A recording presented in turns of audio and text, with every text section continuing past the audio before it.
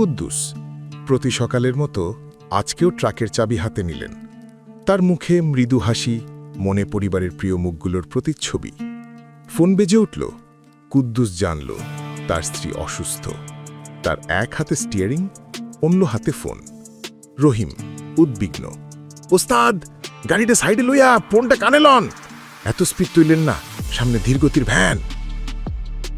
ভ্যানটা তো বামে লইলেই পারে, তুই ডানে দেখ, ওভারটেক করা জায়গা। হর্ন বাজিয়ে ট্রাক ডান দিক থেকে ওভারটেক করতেই সামনে ঝলমলে হেডলাইট, প্রায় সংঘর্ষ। রহিম চিৎকার করে, উস্তাদ উস্তাদ, এটা ওভারটেকিং এর জায়গা না, 2 মিনিট পরে লন, অপেক্ষা করেন।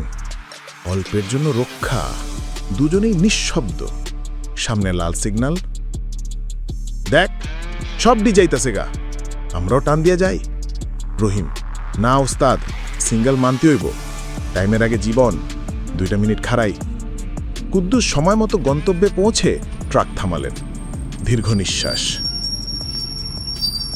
তুই ঠিকই কইছস, নিরাপত্তাই সবার আগে। সেদিনের পর বদলে গেলেন কুদ্দুস। জাতীয় সড়ক নিরাপদ দিবস শুধু একটি দিন নয়, এটি প্রতিদিনের প্রতিজ্ঞা।